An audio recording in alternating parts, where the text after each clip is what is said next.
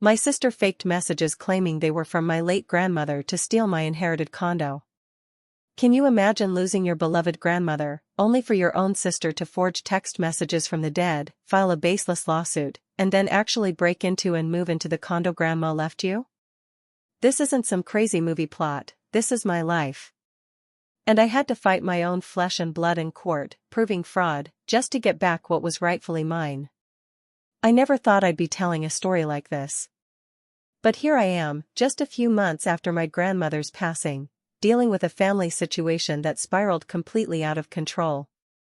I'm James, 30, and my grandmother, Patricia Henderson, was everything to me and my sister, Rebecca, who's 28. Our mom, Patricia's daughter, passed away from cancer when we were teenagers. Our father remarried and moved to Florida, so Grandma became more than just a grandparent, she became our anchor, our parent figure. We both stayed close to her. I lived about 20 minutes from her retirement community in suburban Detroit, visiting every Sunday for lunch. We'd go through her mail, I'd help with tech issues, and we'd watch old movies. Rebecca lived about an hour away, running her boutique marketing consultancy. She visited less frequently, usually once a month, but she called Patricia several times a week. When Grandma's health started to decline last summer, I took on more and more.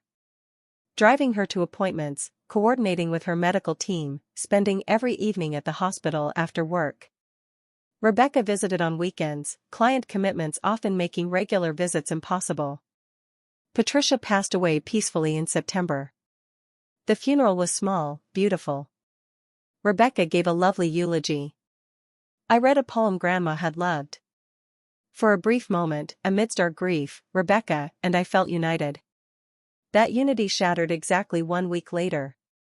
We met with Patricia's estate attorney, David Brennan, for the will reading.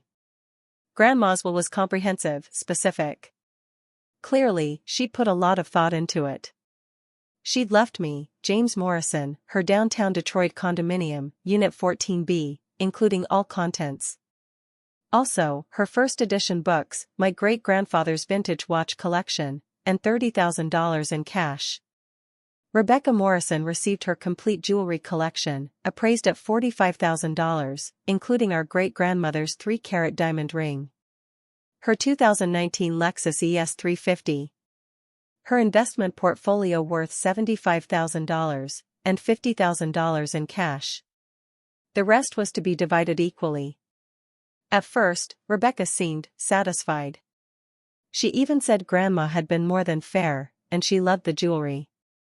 We agreed to clean out Grandma's apartment together, cooperatively. It felt like we were on the same page. Then everything changed 2 weeks later. When Rebecca actually saw the downtown condo. Grandma bought it 15 years ago for $150,000, when that part of Detroit was still recovering. But with the recent revitalization, comparable units in that 1920s building were now selling for $400,000 to $450,000.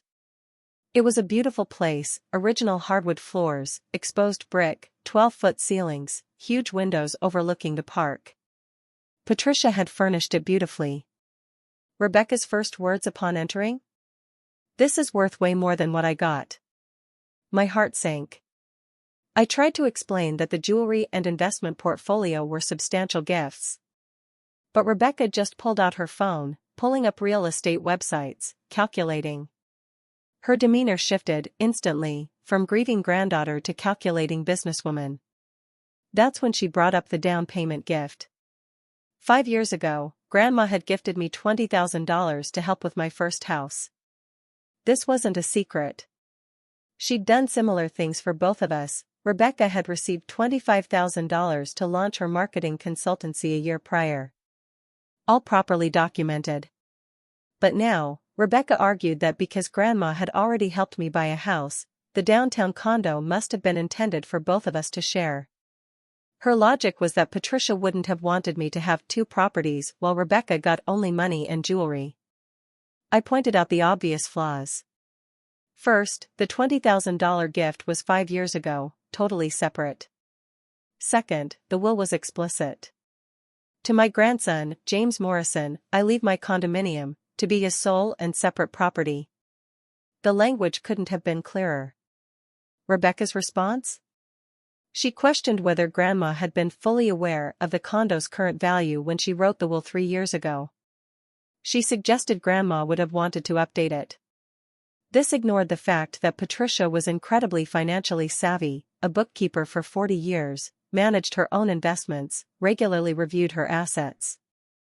The idea that she didn't know what her own property was worth was insulting to her memory. Over the next few weeks, Rebecca's position hardened. She started telling family members that I was taking advantage of the situation and being greedy. She twisted the narrative to make it seem like I was stealing from her, conveniently omitting the substantial assets she did receive. The situation escalated when Rebecca demanded a key to the condo. She texted me saying she needed access to evaluate the property and determine fair compensation. When I refused, explaining it was mine according to the will, she accused me of hiding something. "If you have nothing to hide, why won't you let me in? I have a right to see what you're getting." Patricia was my grandmother, too. I responded that she had already seen the property, and I wasn't comfortable giving her unsupervised access to my inheritance. This led to an increasingly hostile series of messages where she accused me of being selfish, dishonoring Patricia's memory, and destroying our family. Then, things took a formal turn. I received a letter, typed on her company letterhead, demanding I either add her name to the deed as a 50% owner or buy out her rightful share for $200,000. She argued the $20,000 gift was an advance on my inheritance, that Grandma had verbally expressed wishes for both of us to have property, and that the will didn't reflect Grandma's true intentions. She even claimed refusing to share the condo was causing severe emotional distress to her. That last point stung. While we both cared for Patricia, I had shouldered the majority of day-to-day responsibilities, especially in her final months. Not for reward, but because I loved her. To have that thrown back as a bargaining chip felt deeply wrong. I consulted with David Brennan, the estate attorney. He confirmed Rebecca had no legal claim. The will was valid, unambiguous. But he warned she could still file a lawsuit. While she'd likely lose, the process could be expensive and time-consuming. He suggested I retain my own attorney. I also discovered Rebecca's campaign was more active than I thought. My cousin Jennifer called, asking if it was true I was refusing to honor Grandma's wishes. Rebecca had told her Patricia promised the condo to both of us. My Aunt Linda got a similar story, with added details about how I had isolated Patricia in her final years and potentially influenced the will. This was incredibly hurtful, given how hard I worked to keep Grandma connected with everyone.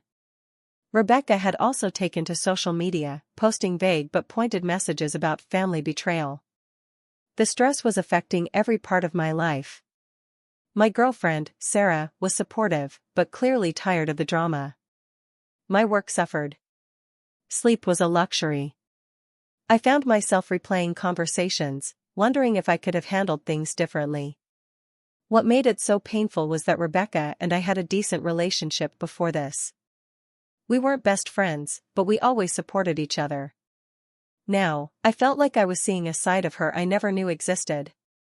I tried to understand her. Maybe she was struggling financially. Maybe grief was manifesting as anger. But none of that excused her behavior. Today, I received a text from Rebecca. "I've hired a lawyer and will be pursuing all legal options to ensure fair treatment. This is your last chance to do the right thing before things get really ugly." So, I followed advice from everyone and hired my own attorney, Michael Chen. His first action? A formal letter to Rebecca. The will was valid, her claims had no merit, further harassment would be met with legal action. He offered to meet her attorney. Rebecca's response came a week later, a request for a family meeting to resolve this amicably at a coffee shop. Michael advised me to attend, with him. He said it would either lead to resolution or give us valuable information. The meeting was last Tuesday. I arrived with Michael to find Rebecca already there with her boyfriend, Tyler. She immediately objected to my bringing lawyers to a family discussion, conveniently ignoring her own threats of legal action. After some tense back and forth, Rebecca said she had something important to share that would change everything.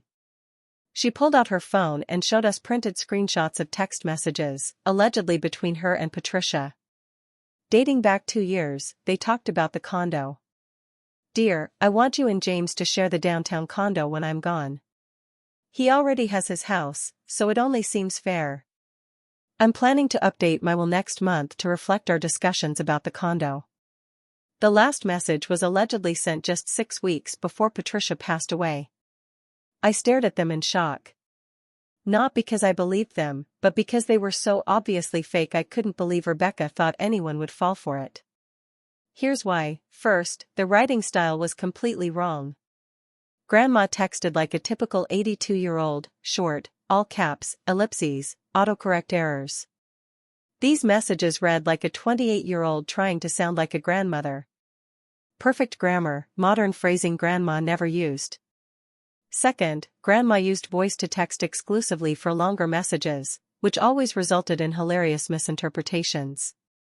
Grocery store became grossly story. Love you, dear became love you, beer. These fake messages had none of those characteristic errors. Third, and most damningly, one message referenced Grandma being at the cottage this weekend. Grandma hadn't owned her cottage for 3 years. She sold it in 2021. Rebecca apparently forgot this crucial detail. Michael, maintaining his professional composure, simply asked to see the original messages on Rebecca's phone. She claimed she'd upgraded her phone and only had screenshots. When asked why she hadn't mentioned these crucial conversations during initial estate proceedings, she said she hadn't realized their legal significance. I couldn't contain myself. "Becca, I was with Grandma the entire week this message was supposedly sent. She had just gotten out of the hospital after her fall. She could barely hold her phone, let alone type out elaborate messages about estate planning." Rebecca's face flushed. "She must have sent them when you weren't there. You didn't monitor her 24/7. James, stop acting like you were her only grandchild." Tyler interjected, "Maybe you just didn't know Patricia as well as you thought. Rebecca had a special relationship with her." Michael shut down the conversation. He stated the screenshots needed to be authenticated. He requested her phone number, metadata, and access to Patricia's phone records. Rebecca became defensive, accused us of attacking her, calling her a liar. The meeting ended with Rebecca storming out, but not before delivering a parting shot. "I know what Grandma wanted, James, and I'm going to make sure her wishes are honored, with or without your cooperation." The aftermath was intense. Rebecca doubled down, sharing these screenshots with extended family members, creating a narrative that I was suppressing Patricia's true wishes for my own gain. My cousin Mark called, confused, "James, why didn't you mention these texts before?" It sounded crazy trying to explain my sister was forging texts from our dead grandmother. Michael was invaluable. He immediately requested Patricia's phone records and began a forensic analysis of the screenshots. I spent the next week compiling genuine text exchanges from Grandma, medical records from her hospitalization showing her limited mobility, calendar entries proving I was with her during the alleged message times, staff statements, and her rare but telling Facebook posts. The most helpful evidence came from an unexpected source, Patricia's friend Dorothy. She had dozens of texts from Grandma and confirmed Patricia explicitly said, "I'm leaving the condo to James. He's been so helpful and it will give him good rental income. Rebecca is getting mother's jewelry and good money. She'll be fine." I also learned more about Rebecca's financial situation. Her marketing consultancy wasn't successful. She'd lost her biggest client, was struggling to pay office rent, maxed out credit cards, borrowed money from family. This context made her desperate grab for the condo understandable, though not excusable. The family divide deepened. Thanksgiving was cancelled. Sarah, my girlfriend, was my rock, but I could see the strain. Last night, she asked, "Is there any amount of money that would just make this go away?" I understood her exhaustion. But I couldn't shake the feeling that giving in to Rebecca's fraud would betray Patricia's memory. The forensic analysis came back exactly as expected. The messages were created using a third-party app called Fake Text Message. Yes, it's really that obviously named. The metadata showed they were created 2 weeks after Patricia's death, not 2 years ago. Armed with this, Michael sent Rebecca's attorney, yes, she finally hired one, a comprehensive letter outlining the fraud. We offered to not pursue criminal charges if she dropped all claims. Their response? To file a lawsuit. 2 weeks ago, I was served at work, professionally embarrassing. Rebecca's lawsuit claimed constructive trust, unjust enrichment, undue influence, breach of fiduciary duty, and intentional infliction of emotional distress. 47 pages of dramatic language and wild accusations, including that I systematically isolated Patricia and manipulated her. But the lawsuit was just the beginning. Last Thursday, I got a call from George, the condo building's security guard. "Mr. Morrison, your sister is here with a moving truck. She says she's moving into her unit." My heart stopped. I immediately told him she had no right to be there and sped downtown, calling Michael on the way. By the time I arrived, Rebecca was in the lobby, arguing with George. She had somehow obtained a key, she'd convinced a locksmith she was locked out, showing the lawsuit as proof of ownership.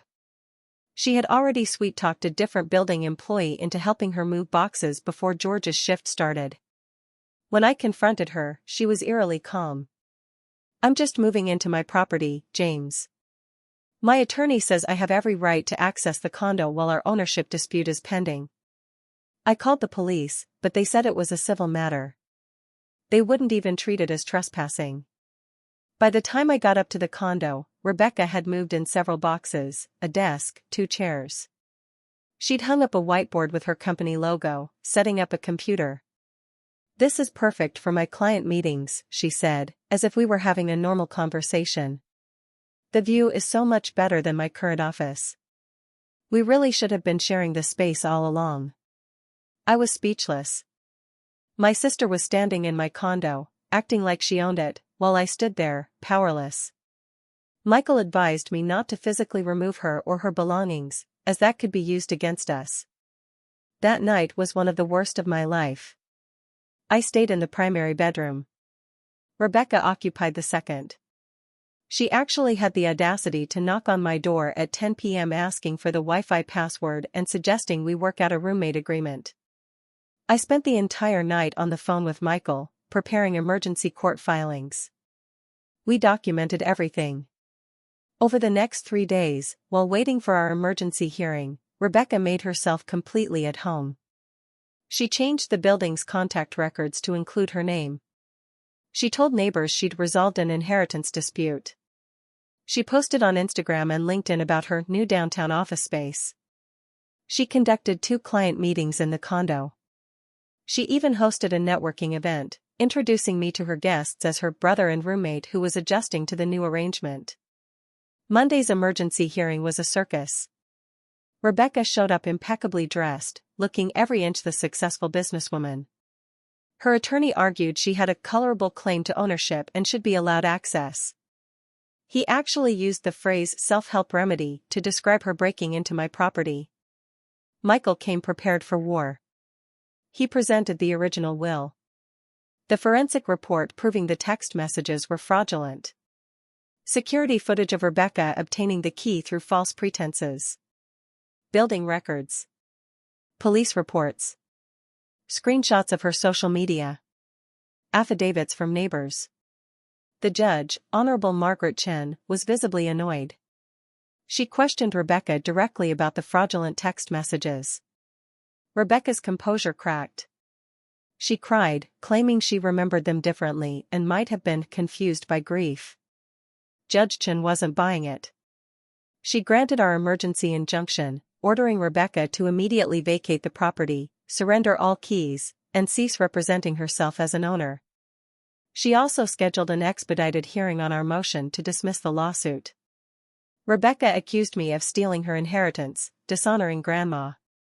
She told the judge I was being cruel to my only sister and that family should matter more than property. Judge Chen's response was sharp.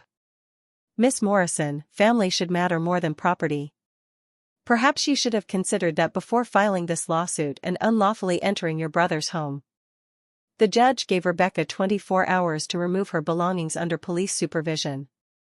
She also granted our request for a restraining order preventing Rebecca from coming within 100 feet of the condo.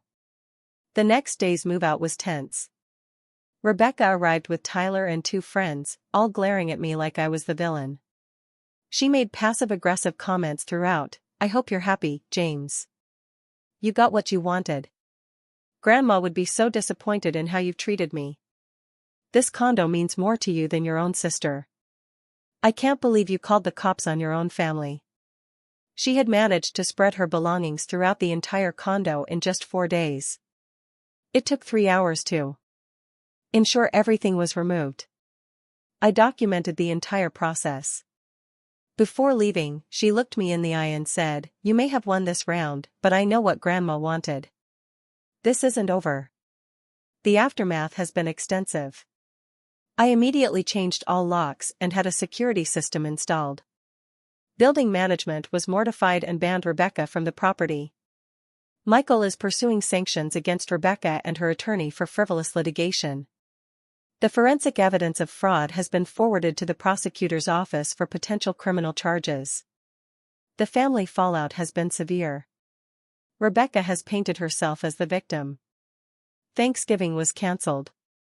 My Aunt Linda tried to host a modified dinner, but half the family refused to come if the other half was invited.